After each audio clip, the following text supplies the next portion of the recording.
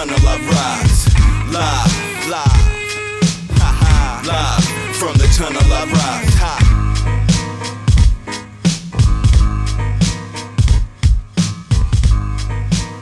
Welcome to another edition of Equalize Live. My name is PreciseMC. With me is the guru, ILLu. How's it going, ILLu? Doing good. Doing better now, though. Oh, because we're Equalize Live. That's live, right. live, live. That's right, baby. How you doing, P? I'm doing good. PreciseMC. Oh, thanks, man. That's my name. That's my name. You just heard from the intro, the theme song of Equalize Live, called Equalize Live. You just heard some Bad Luck out of Brooklyn, New York. What? And ILLu, is it me, or is that full song now available? It is. Go check it out. It's on all streaming services. ILLu Live, featuring a whole bunch of rappers. I don't have enough. So many oxygen. rappers. Anybody you like from Equalize Records is probably on that jam. Most so likely. go check it out. Also, Equalize Live brought to you by the shop at equalizerecords.com. equalizerecords.com/shop. Yes. And the newest merch drop we have is actually a day old, and it's Mavstar's new Magnus Vermavusen CD. Physical copies. Yes, sir. Get it. Old Man P Get over here. Hashtag Old Man P. I like me some physical media. Buy that stuff. You should definitely Collector's buy it. items. Yeah. And while we're on the subject of stuff at equalizerecords.com, I want to know if anyone would be interested in buying the shirt that ILLu has on at the shop. Look at that. Whoa. It's the soft reveal. Loop Junkies album t-shirt. Yep. Oh, that is. Shameless plug for myself and ILLu. If you're interested in that, hit me up so we can put that on the shop. Yeah, please. If there's interest, I will put that on the shop. It looks really cool in real life too, so you won't be disappointed. It looks a little blue there on the screen, but it is purple. It is purple. Yeah, it's very much it's a deep purple, I would say. It's very deep purple. It's a deep purple. And you can also get physical copies, I believe, of that album on equalizerecords.com/shop. Yeah. And you got more you're a very prolific artist, PreciseMC. You got give yourself some shine. I want you to talk about yourself to get that full effect. Talk about full effect or ill effect? Which one is it? Yeah, we got Loop Junkies, ill effect. We got three PR department EPs projects on there. 2 Pilot. Oh yeah, Pilot was pre-Equalize. It would have anyway, been. PR department, you can get that stuff there too. I've been on a whole bunch of stuff. I don't know. A whole bunch. Yeah, and more to come. Yeah. Hopefully. Yeah. Do you want to get into that? You want to talk about anything you're working on right now? I am working on trying not to quit rap. That's what I'm working on. Yeah, you shouldn't do that. Well, there's probably a lot more people that would disagree with you on that. Well, art's subjective and everything. The game's passed me by, which is why we do the segment where we listen to music, because I am #OldManP and I don't really listen to music anymore. Yeah. But the first album we're going to talk about this week was actually a listener submission. Yeah, shout him out. Yeah, Dustin hit us up and said, "Hey, you got to listen." D. Old Man D, older than me. Yeah. He's like, "Hey, you got to listen to this Code of the Friend Everything project," and I was like, "Who?"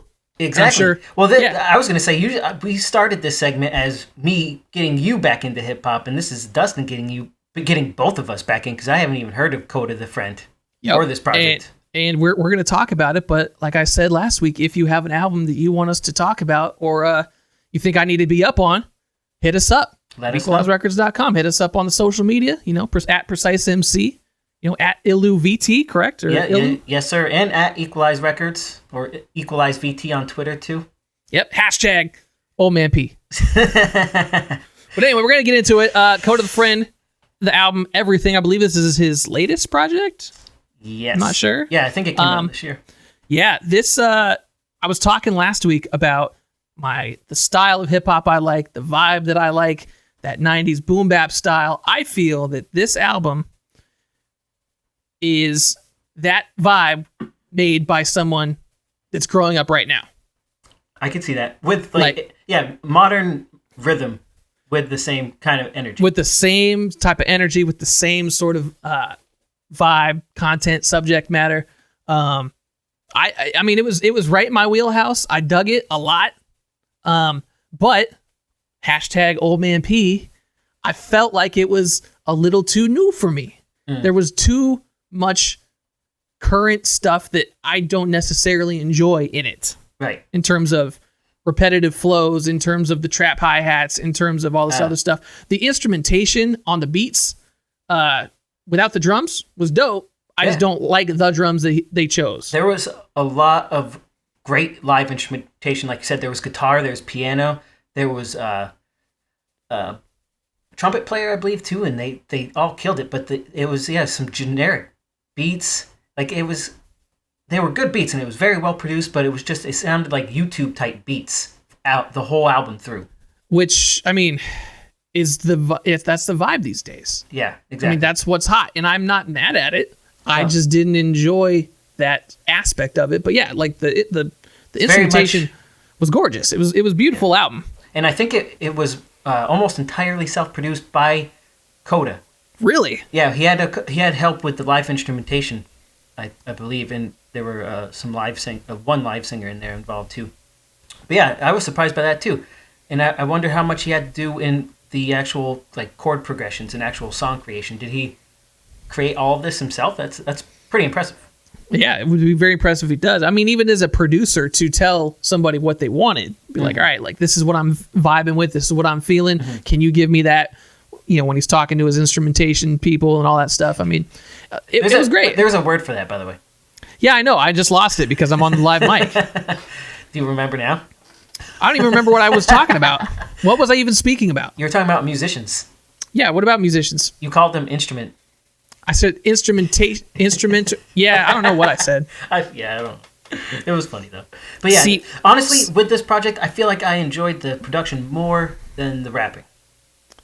Yeah, but there was nothing technically wrong with his rapping, and he was really good. No, yeah, he's technically a good rapper. I just didn't really enjoy it. Yeah, and I feel like a lot of those double time, flows are the same flows. Like. Yep.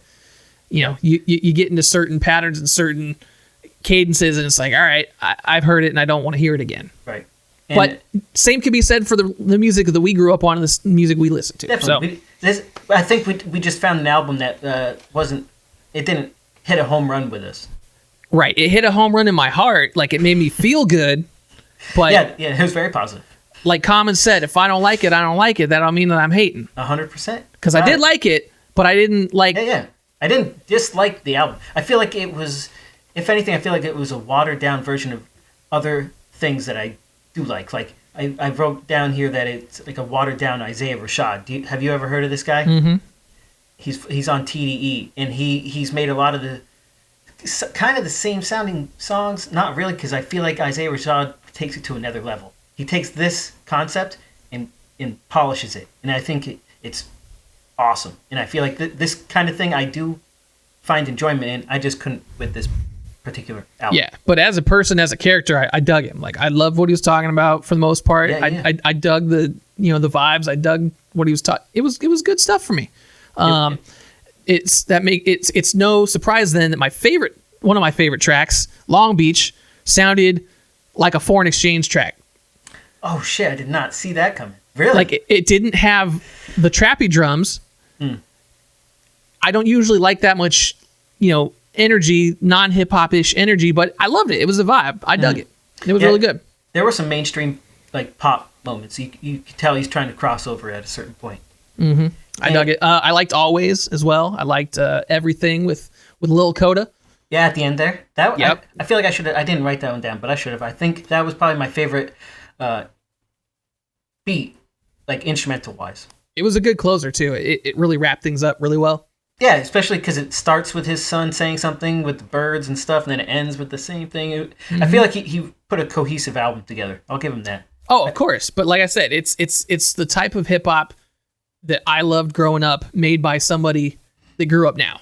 Yeah. It's just evolved. It's just the new way that people are like, oh, this is hip-hop as I'm coming up. It's just the same way that I didn't like, the 80s, style growing up. Mm-hmm. Well, the late 90s, early 2000s is how I came up, and now this is how these cats are coming up. So yeah, it's weird. we really don't have the same insight. And I think, to your point, my favorite track was BQE, and that features Joey Badass and Boss, who are both. I mean, Joey Badass is like, he's one of my favorite rappers out right now, and Boss isn't quite on that level, but he's still somebody I do definitely enjoy. And I think the fact that those two took their sound and lent it to his song, I feel like that not only shows respect, but it also shows that their sound kind of meshes together with him. I agree. That was another standout that I really enjoyed. Yeah, I like that a lot. I'll have to listen to more Joey Badass because Joey's Joey's one of those rappers that I was talking about last week that really can't really, if you put him and like three other rappers together, like pick which one is Joey Badass. I couldn't do it. I'm gonna put you on. All right, well we'll do that next time. He also has a cool YouTube series with his producer, recording, mixing engineer guy. His name's Nasty. Do you know who Nasty is? I do not know who Nasty is. It kind of leads into the next album. Should we move into the next album? Yeah, because I know you're psyched about this because this one is a blast from the past. Yeah. It's huge, and I'll get into that in a moment. But to my point, Joey Badass has I don't know if it's a podcast or just like a sit-down series on YouTube where him and Nasty talk with current artists like Vince Staples and other dudes. There was actually an episode with... Add Vince Staples to that list. Ooh, I love Vince Staples, yeah. I'll put you on to him too. See, we're getting more ideas. Vince Staples, Freddie Gibbs, Joey Badass. Oh, Freddie Gibbs. Those Dave are my West. favorite rappers. I know, but I don't know. I can't. I don't know him enough to... Yeah. I'd have to... He was hot a few years ago. Oh, but yeah. So Nasty is on the thing with Joey Badass, right? He was a member of a group called VT Union, which is a legendary Burlington hip hop trio featuring not only Nasty but DJ A-Dog and Dakota. And okay. They're one of the foundations of Burlington hip hop scene. Especially just because DJ A-Dog was a legendary DJ. No matter where you're from, he was an incredible human being. R.I.P. DJ A-Dog. Yeah, and this is why I appreciated you suggesting this album because... Yeah, wait, let me finish the story. I wanted to say R.I.P. DJ A-Dog because he's so important. But, yeah, Nasty, VT Union, one of the foundations of Burlington hip-hop. Another foundation of Burlington hip-hop is a group by the name of the Aztecs. And now I'll let you get into it. No, I'm just saying, I'm glad that you put me up on it because as somebody that transplanted here, I need to get up on my VT hip-hop history. And this was a very good, solid entry into that. Haven't you heard from the Aztecs? And this was what, 05, 06? This came out the year I graduated, which would have been 2006. Okay, yeah. So this is meant in 100% to be a compliment. This is not a criticism. Oh, hey, what are you gonna say? I listened to this album, and Pro and Lyric sound almost exactly the same as they do today, which is I wrote that down too. Yes, which is a good thing. That's not saying that they haven't grown. I'm saying that back in 05, when I was graduating high school, to have an independent DIY hip-hop album sound this good was unheard of. Right. Like this album... was insane. The production, the recording, everything sounds fantastic. And this was 05. Yeah, it would have been recorded in 05. Yeah. Probably. I have to look deeper into the release date, but it probably was recorded in 05. It released in 06, I think. Right.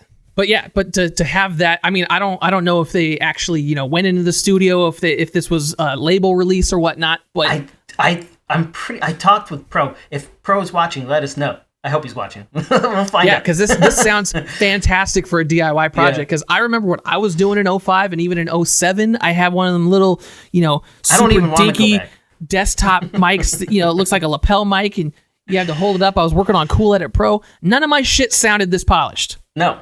This was incredible, and this was MySpace era. This was before the internet really blew up. So to get this level of quality, to do this level of quality by yourself, do it DIY style, was great. I mean, it holds up today in terms of how it sounds. Absolutely. The recording, the mastering, everything sounds great. Yeah, it's fantastic. But yeah, this is it. It was when it came out.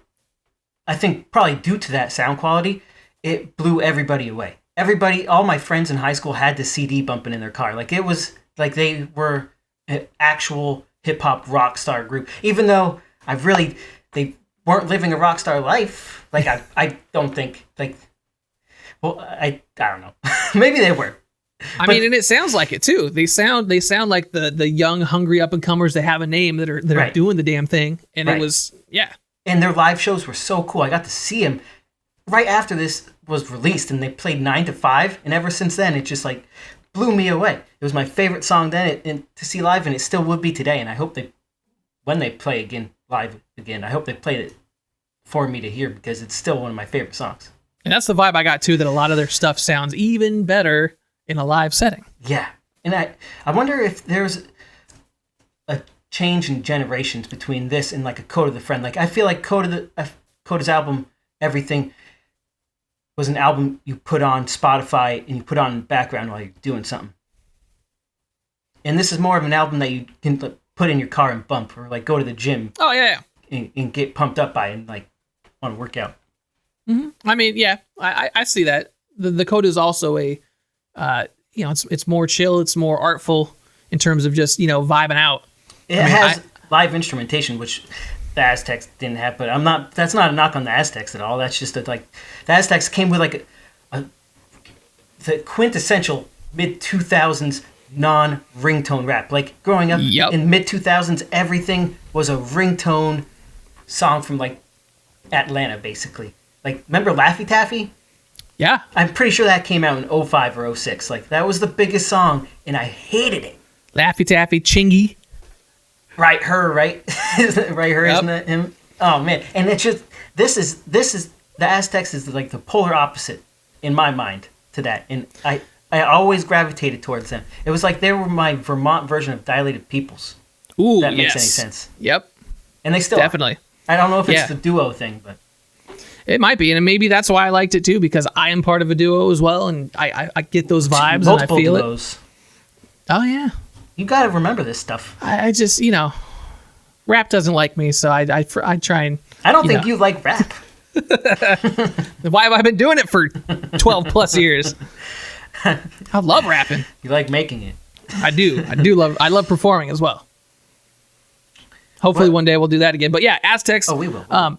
And I mean, they're great. They're young and hungry. The flows are crazy. They are just.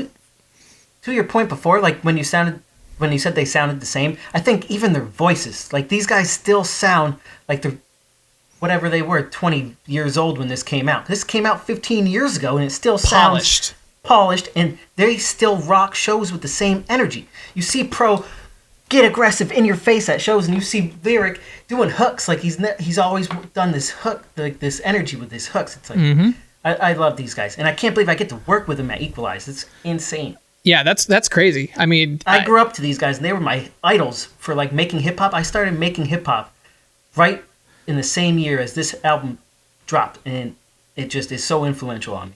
And now you have you've got some art on your wall of shit you've done with I got that's a record I put out with Bro. I can't believe my life, honestly. Yeah, that's good stuff. I'm the luckiest motherfucker you've ever met in your life. I'm not going to argue with that. But they sounded so good that's the type of rap that makes me not want to rap anymore.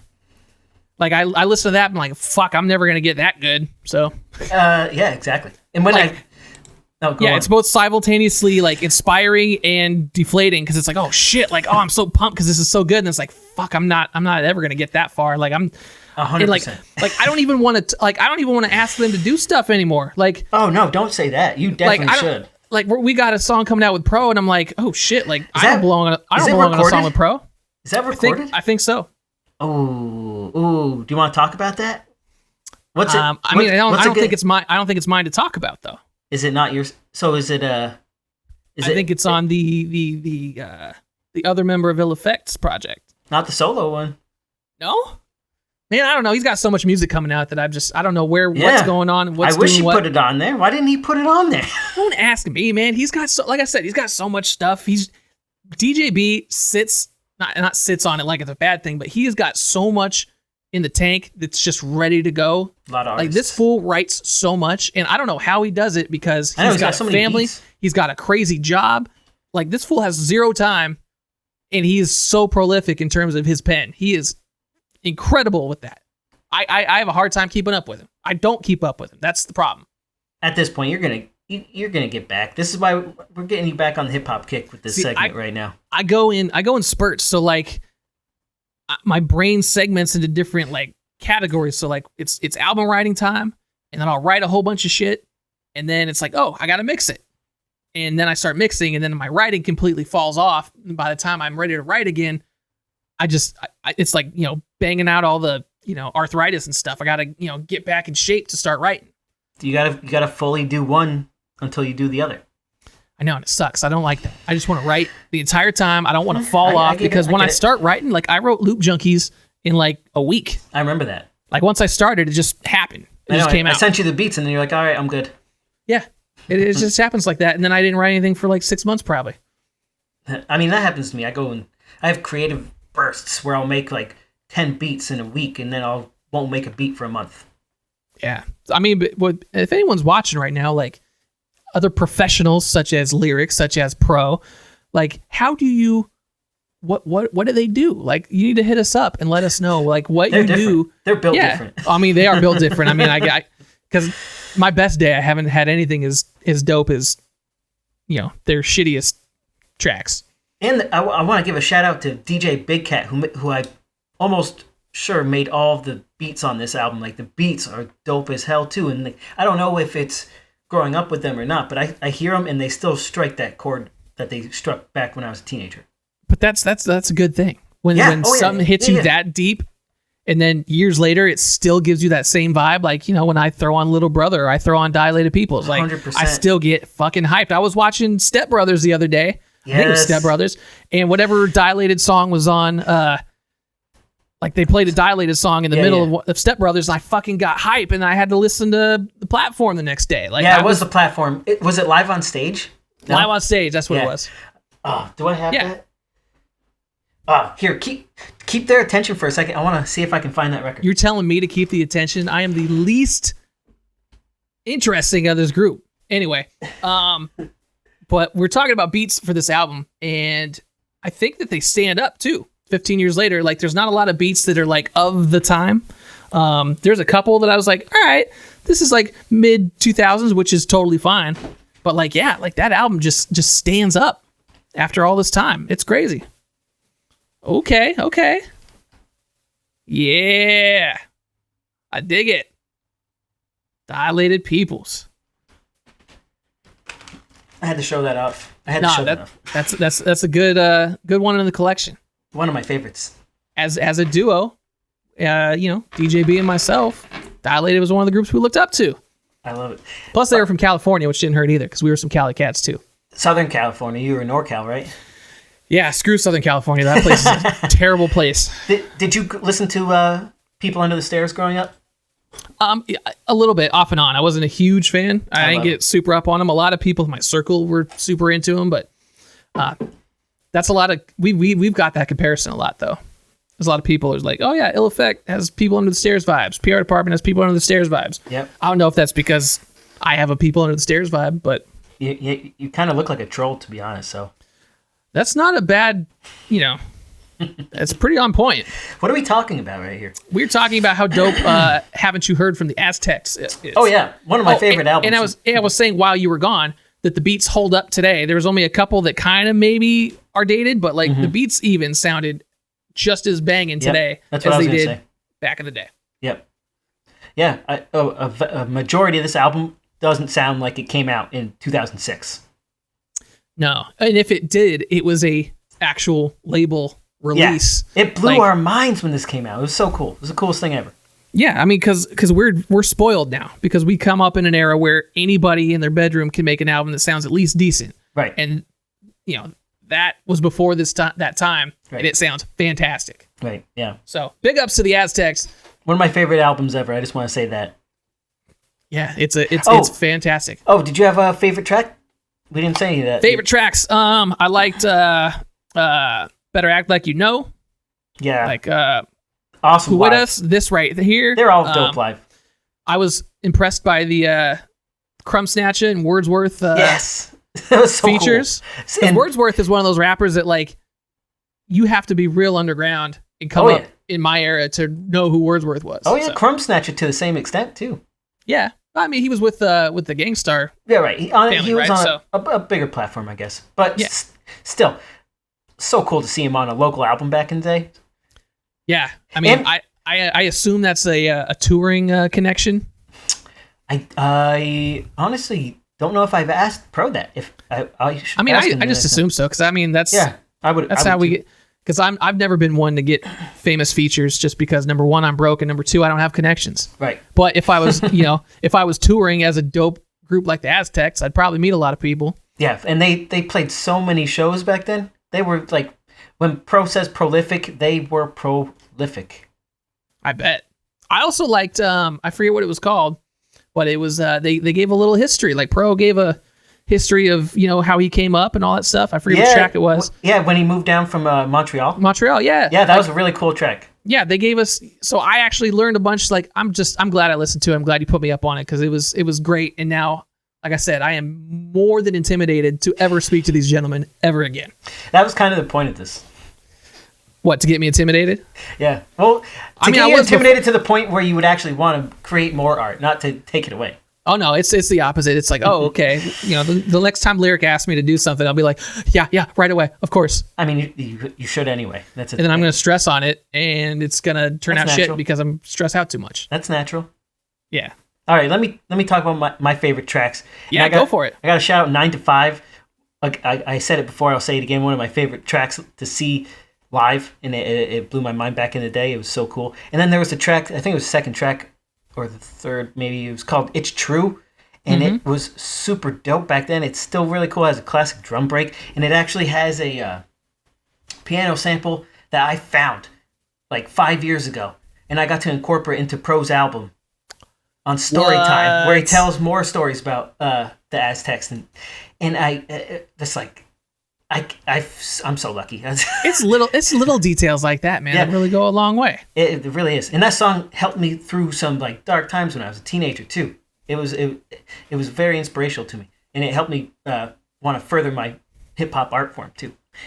But beyond that, there was the last one I'll mention is "You Is You." And it was because it was a hook. It was another one that I just remember seeing live a ton. And it's just like, their live shows, I've never seen anyone from the state of Vermont. Maybe, I mean, Jarv has incredible stage presence and can definitely hold his own on stage.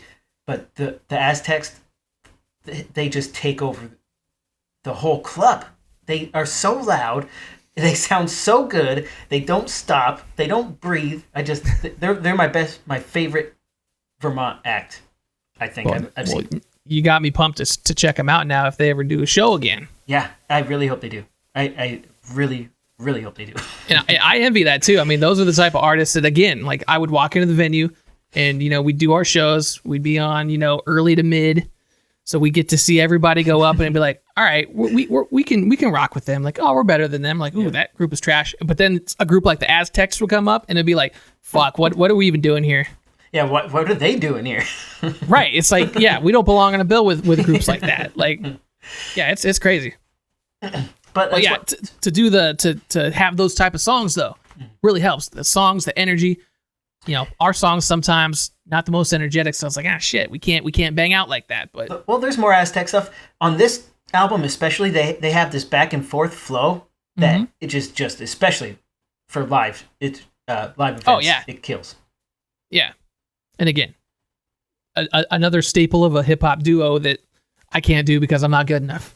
I don't write quick enough. You say that a lot. You say that too much. DJB and I don't have a lot of back and forth stuff, which really bothers me because like I can't hold my end because usually we have to be together to do that. And he's on the West Coast. I'm out here. There needs to be an art musician version of Zoom where the sound is actually quality and you guys can like be in the same DAW and work on things at the same time. Yeah. That would be a game changer. Yeah, because we hooked up again when I went out to California back in the end of August, and it was just like riding a bike. We're back on. We're planning out the next album. We're doing record? stuff. Nope, didn't record anything. Oh. It was mainly working on stuff and finishing up a bunch of stuff that we had. Like, we have a whole bunch of stuff that we had done over the last couple of years, and it was like, all right, let's just finish this. What do we need to do? Here's this track. Here's the track list. Here's what we need to finish. We need to do a hook for this. We need to, re-record. You know what I mean? Like, just figuring it out. Yeah, figuring it out. But I mean, like I said, that fool's got so much music ready to come out. This is waiting on like me. Well, you have music ready to come out too. Yeah, pretty much. Getting there. We got to talk about it. Do you want to talk about it? I don't know. Did you have anything more to say about the Aztecs? Nope, just that it's great. It sounds just as good. The quality is top notch, especially considering it came back in 05. I know, it's so crazy. So, yeah. But what about you? You want to talk about any of the things that I want to talk about regarding your artistic endeavors? I've got an album coming out pretty soon. It's like 7 tracks. So it's what we were talking about earlier or last week about album lengths. It's like, is it an EP? Is it an album? Mm-hmm. I don't know. The Coda album that we just talked about, 38 minutes. Aztecs, an hour. So it's like complete opposites. Right. It's a sign of the times. Like nowadays, it's like get in, get out, go quick. But yeah, I got a new thing coming out. I mentioned it back at Third Thursdays a couple months ago. It's kind of like a lo-fi project, except I finished it and then I was like, you know what, these flows aren't up to snuff. Whoa! Did I know that? Did you scrapped it? I don't know. I just it's hard for me to finish it because I feel like I'm not coming with it. I feel like I'm not coming correct. So maybe it's the vocal performance, maybe it's the flows. I don't know. But send me it. I want to hear it. Heard it. Let me be the judge. Okay. But I've also got stuff with Ill Effect coming out. Me and DJB, we got an album, like I said, that we're finishing up.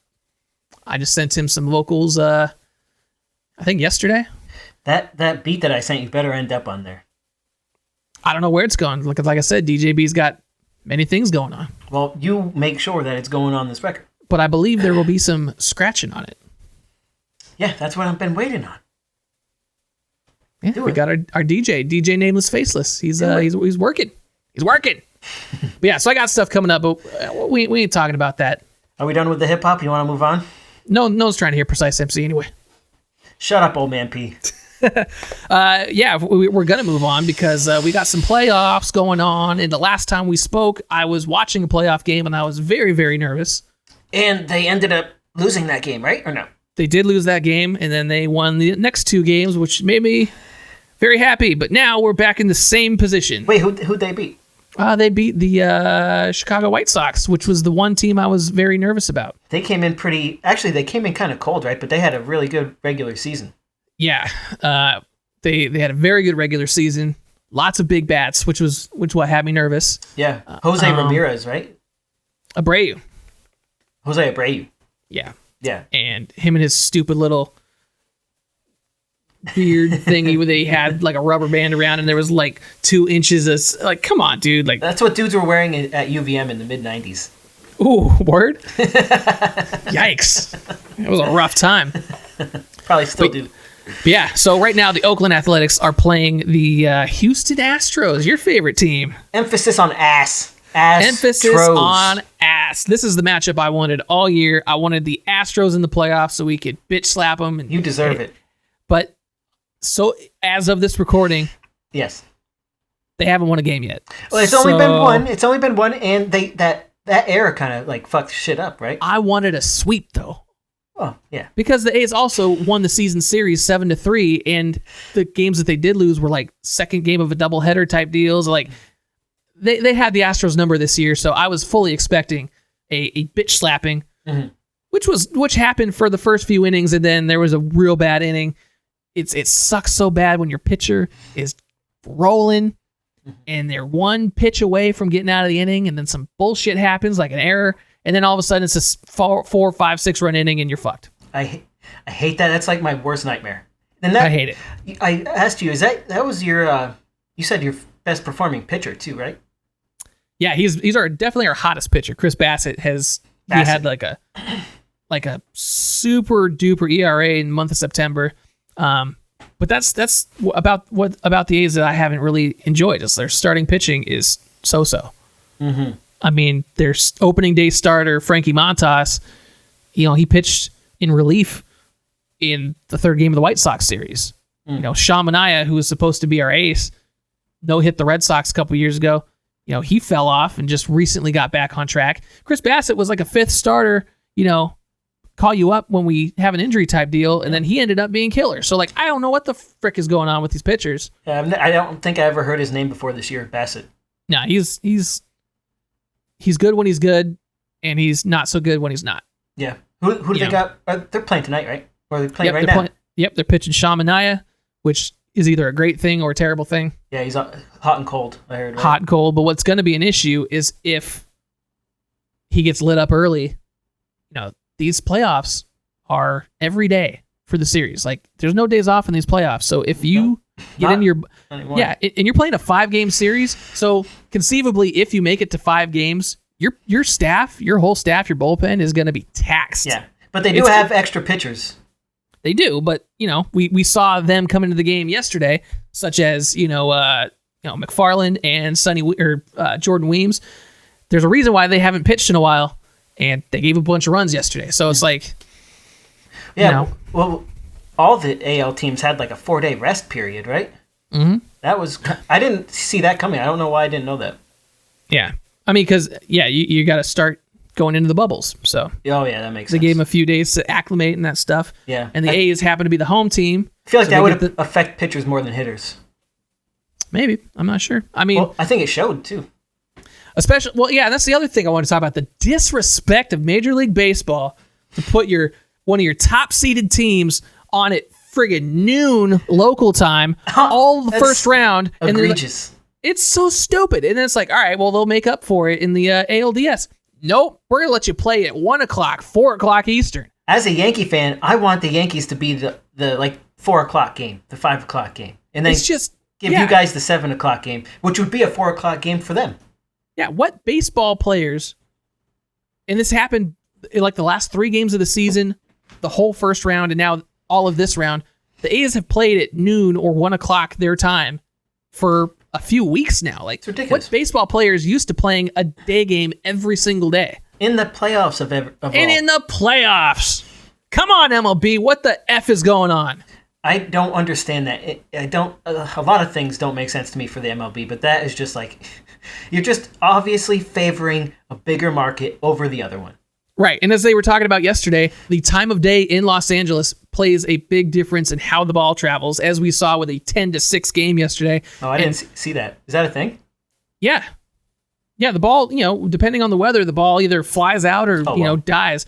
And apparently noon in LA, the ball just flies all over the place. Bregman had a couple home runs. Correa had a couple home runs. Multiple players had multiple home runs on the Astros. The A's had 3 or 4 home runs. They looked like normal outfield, fly balls. Yeah, a lot of them were barely out. And according to StatCast, would not have left the yard in the Coliseum if they were playing in their home. I'm just saying. They play in the Coliseum. But I'm saying, those would not have been home runs in the Coliseum. But nope, because we have the bubble now. Home teams have to play on the road, which is bullshit. Yeah, well, it's not like there's I don't think home field has that much of an advantage without fans. It doesn't, except for the fact that you get to bat last. Which definitely favors the A's because they are a late inning magic team. They've got the most wins. Don't let it get to that point. I know. They've got the most walk-off wins. They got the most extra inning wins. They got the most wins while they're behind after a certain number of innings. They're great in the late innings, which, favors them to be batting last. But still, it's bullshit. I don't know. Play in the Coliseum. You're nitpicking there. And the bubble worked for all the other leagues. Why not do it? Oh, no, it makes sense like that, but, I'm just saying. What now? Moving on to a team that doesn't have any of these issues. Yeah, let me talk about the New York Yankees. The New York Yankees. Don't jinx them. Knock on wood. Jesus Christ. What the fuck? Haven't they put up 1 billion runs in the playoffs so far? Oh, yeah, 31 or something. It's been real good so far, man. I gotta be honest. They won against Cleveland. They almost lost in the second game. The first one was pretty easy, but the second one was actually a really great game where they went back and forth. It started really weird though. Did you see this? Mm-mm. With the rain delay? I saw that there was a really long one. Well, the game started at 7:05, but they had a rain delay, right?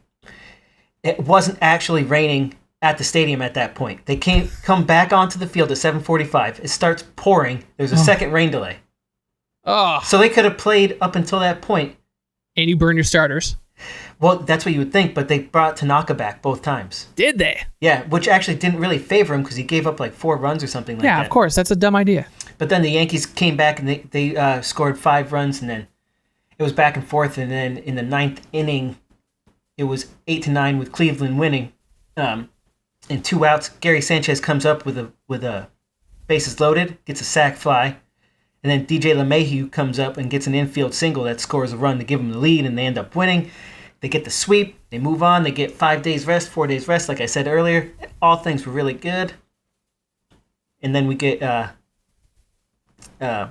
Cole pitching in Game 1, which I thought the layoff was going to affect him. And I think it did because he didn't pitch great. Did you watch the game? I did not watch the game. Yeah, he pitched decent. He pitched 6 innings and gave up 3 earned runs, which is good. But Garrett Cole is $30 million. Great. So I expected a little bit more. He needs to do a little bit more than just be all right. Which he's done this season. He's been great. I think everything just all the elements kind of came in, and we ended up winning. So it doesn't even matter. One thing that really mattered was him giving up a home run to G-Man Choi, which he's done every game this year against the Rays. G-Man Choi destroys the Yankees. Some guys just have the other dude's number. And he enjoys it. He always has a smile on his face. He was always hitting home runs. And he's like this pudgy guy. Just like, come on. I want to like you. but you're killing my team. Yeah, you can't do it against the Yankees. It's not fair. No. So I'm still holding out hope for the A's Yanks ALCS. Yeah, well, the way I could easily see it. That's my lukewarm take that I'll say at the end there. But yeah, I also want to say that Gio Urshela is really, really coming through for us. He's like probably our playoff MVP right now. Nice. Yeah, he's like to hear it. His defense is like next level, and he's been hitting home runs. So has Aaron Judge and Clint Frazier and Giancarlo hit a grand slam last night. Everybody's hitting home runs. It's the swing angle. Have you heard of this? They're all like the launch angle. Yeah. Yeah, it's the launch angle revolution. Mm-hmm. Yeah, and they were talking about on the broadcast yesterday. The A's GM Billy Beane was talking about how you always hear that you have to do the little things to win in the playoffs. He would say that. No. But this is what surprised me, because a lot of people always say that you need to do little things, bunt, get a man over, sack fly, and Billy Beane's like, no, you need to hit the most home runs. That's the nature of the game right now. Yeah, and apparently there's some stat that the team with the most home runs usually wins the series. That's why the Yankees have one of the biggest analytic teams in the league, and that's what they tell them. That's why they go for it every time. Yep, and right now that's all the A's hitters are doing. Chris Davis, Matt Olson, Robbie Grossman, everybody's a power hitter. All across the league. Yeah, or they walk. Yeah, or they don't strike out. Well, either you walk and don't get strikeouts, or you hit homers and strike out. Strikeouts don't matter anymore, basically. Yeah, but that was my dream scenario going into the playoffs, that the A's get Houston and get Yankees, defeat 2 of their demons on the way to a World Series. They're still going to beat the Astros. But hey, I want to talk about today's game if you give me a chance, because we're speaking on Tuesday. Mm-hmm.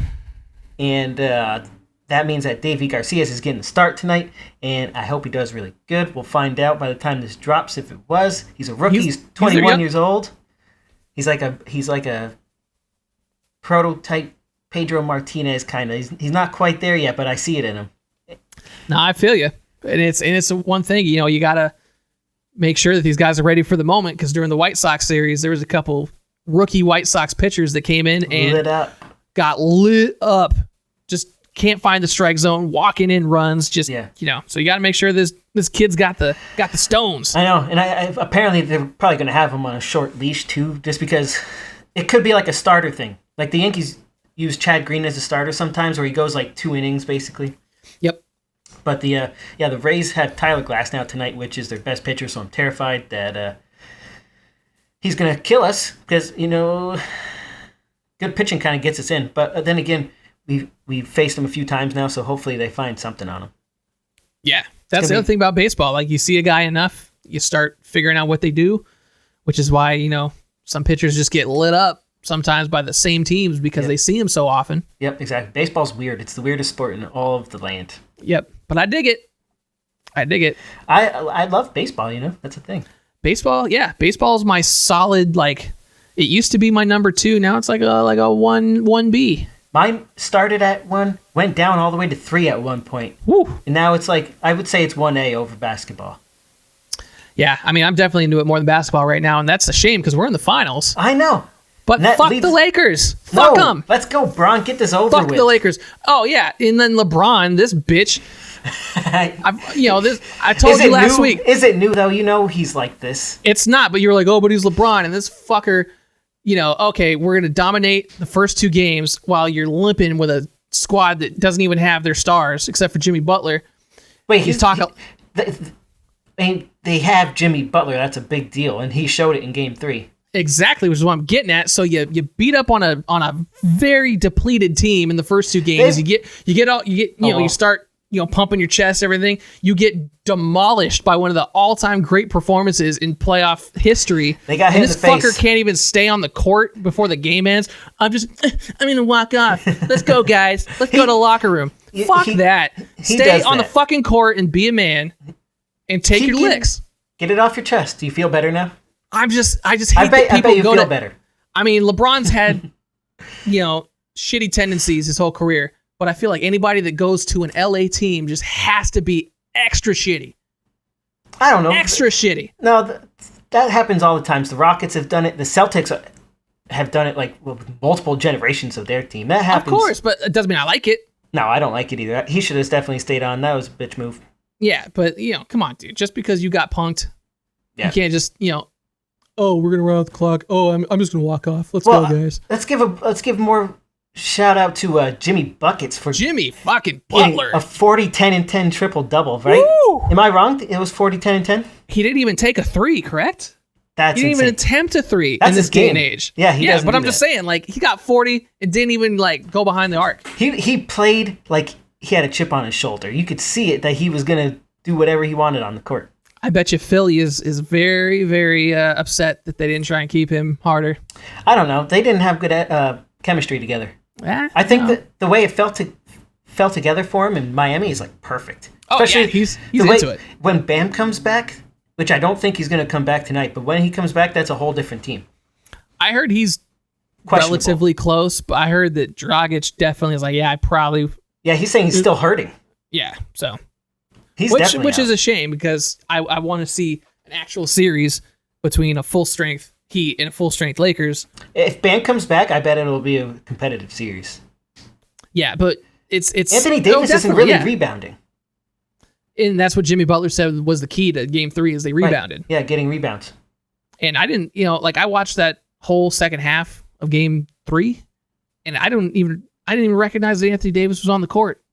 He was just gone. He does that a lot. Not a lot. He goes out of his mind sometimes, but when he's not taking over a game, he's not visible. Yeah. It's one or the other. But what this feels like to me at the moment, I mean, I've seen enough Lakers series when they are completely overmatch an opponent. That team gets one game where somebody goes batshit crazy and beats them. Yep. And that's the only game they win, which I hope is not the case this time. Isn't that hero mode? That's what's happening in the league right now. It is. It's Iverson game 1 of 2001 finals stepping over Tyronn Lue. It's shit like that. I watched that live. Me too. And it's crazy, like all these moments that are iconic moments. Like, oh shit, I saw that live. Like I'm that old now, where I'm seeing all this shit happen in real time. Yeah. Like I watched Kobe's friggin' 82-point game or whatever it was. I don't think I caught that one. It was a Sunday afternoon, and I was downstairs. I had league pass, and I was just like, oh, I like the Raptors at this point. Like, oh, I'll watch this game, and all of a sudden, I'm like, oh, shit, Kobe's going off. Like, I saw that shit live. Was that, like, 09? What year was that? I have no idea. I was a young tyke. That's all I know. Yeah. I was a young whippersnapper that thought I could rap and get a career. I remember watching some of the early the Showtime Lakers games, though. Those were fun to watch as a kid. Yeah, but, I can't get with the Lakers. Again, Sacramento Kings fan. Through and through. I'm going to say I can't really get into basketball this year for some reason. Me too. I mean, once the Kings got bumped out of the bubble, I was like, I'm out. Are the Knicks so bad that I just don't like the sport? Yep. Is that possible? Yeah, I mean, plus we've got honestly, we've got more important shit to think about. Like, baseball is more fun at this point. Yeah, why though? You'd think I would think I would want to watch basketball more than I want to watch baseball, but I don't. I want to watch baseball. Right, because it's more interesting, and our teams are still in it.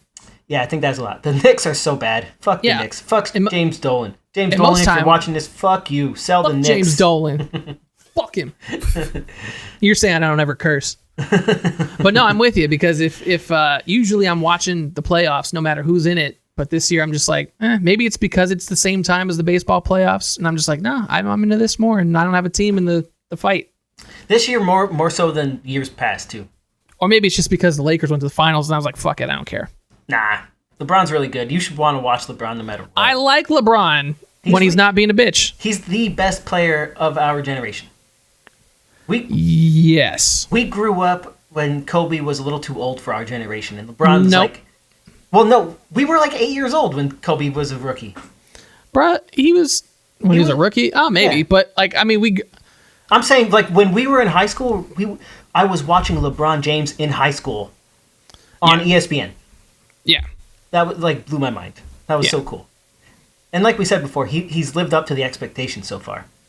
It's crazy. But I just wish he wasn't so much of a B word sometimes. No one's perfect. Of course, you are completely right about that, especially me. Yeah, but you're terrible. I'm a terrible person. You suck. I'm uninteresting. I can't rap. That's why we got to wrap this episode up. I got a whole bunch of toys. Like, I'm in Arrested Development. Wait, we got to save those for another episode. Yeah, and it keeps growing. It's grown by like 4 or 5 since last week. So just last week? Well, real quick, what happened was I just got back into collecting, these comic book type action figures. So it's like, oh, well, I got to make up for lost time and catch up. And you did.